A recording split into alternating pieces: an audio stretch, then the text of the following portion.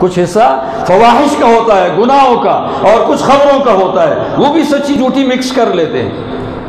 تو آپ اپنے بچوں کو وہ نہ پڑھائیں، آپ اپنے بچوں کو خالص دین سکھائیں، آداب سکھائیں، آپ اپنے بچے کو چھوٹے بڑے کا ادب سکھائیں۔ کبھی کبھی سزوکی میں جانا پڑتا ہے یا کسی اور گاڑی میں کنڈکٹر سے واسطہ پڑ جاتا ہے، ایسی بدمزاجی سے سفید ریش کے ساتھ باتیں کرتا ہے، یقیناً پتہ چل جاتا ہے کہ بالکل تربیت نہیں ہوئی، اور یہ ایسا ہے جیسے پیدا ہوا کسی عام جگہ میں، پتہ نہیں معلوم نہیں ہے والد کیسے تھا اور والدہ کیسی تھی۔ اپنی اولاد کو تربیت، یہ آپ کی زینت ہے، آپ کی اولاد آپ کی زینت ہے۔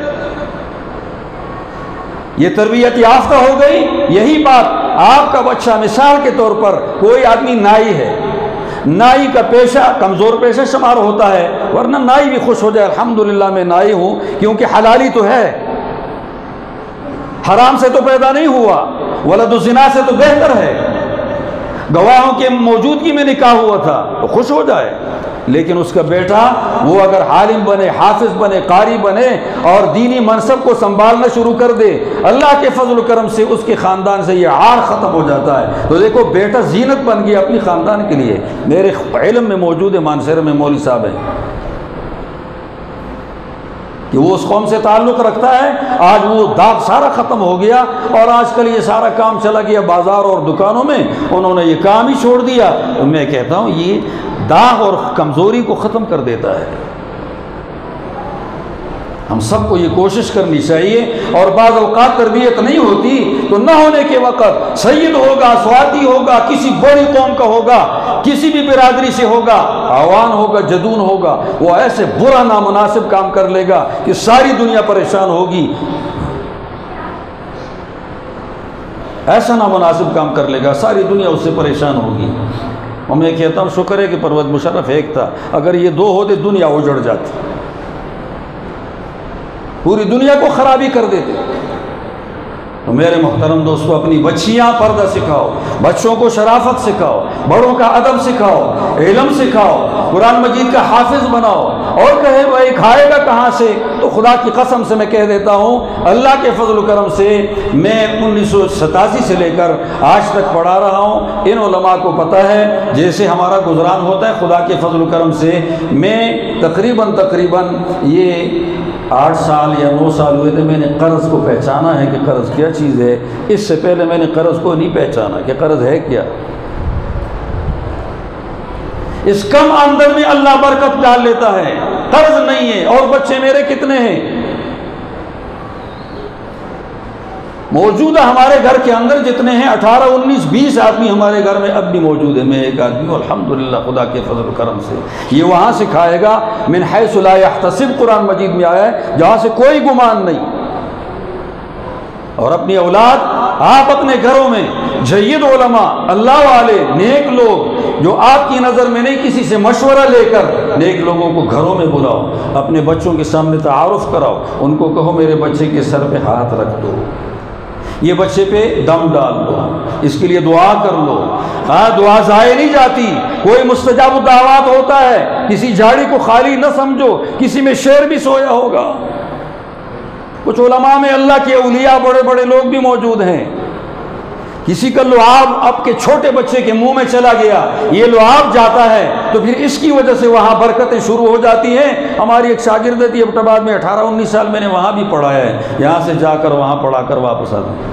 اس نے کہا استاد جی تحنیک کرا دیں، تحنیک کرائی، تحنیک کے بعد بچے جب ہوشیار ہوا ہے کتابیں اوپر نیچے رکھتا ہے، وہی دینی کتابیں جو ماں کی ہے اس کو اوپر نیچے ادھر سیدھی کرتا ہے، جھاڑو مارتا ہے اس کے اوپر، پوچھا لگاتا ہے، وہ کیا کرتا ہے، وہ جھاڑتا رہتا ہے غبار ایسے کرتا ہے۔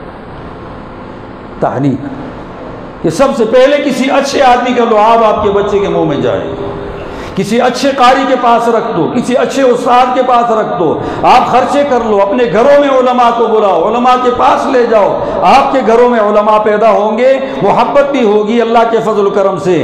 اور اگر آپ کے گھروں میں سارے ہی ادھر ادھر کے لوگ آئیں گے تو آپ کے بچوں کے سامنے پوری زندگی تعارف ادھر ادھر کے لوگوں کا ہوا، دینداروں کا، مسلمانوں کا، اچھے لوگوں کا نہ ہوا۔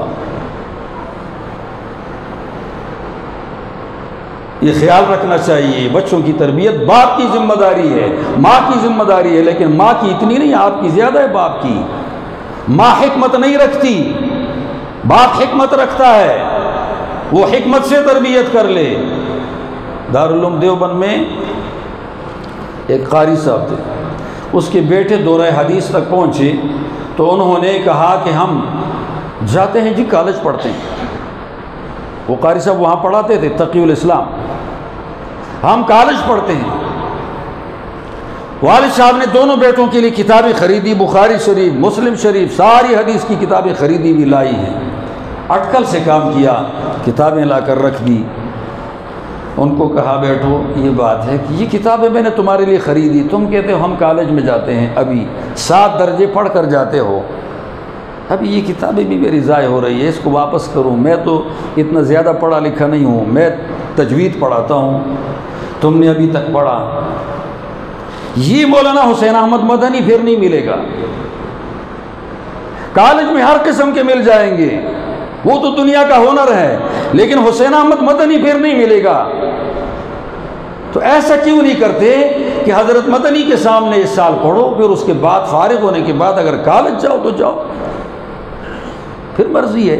کتابیں بھی خریدی اور یہ آدمی پھر نہیں مل رہا۔ بڑی اٹکل سے بات کی، کرنے کے بعد وہ بیٹے آمادہ ہوئے۔ پہلی درس میں جا کر جب بیٹھے، طے کر دیا، کالج شالج سارا غائب ہو گیا، اور پھر اللہ تعالیٰ نے ان کو زندگی بھر درس و تدریس میں استعمال کر گیا، فوت بھی ہو گئے اس کے بیٹے۔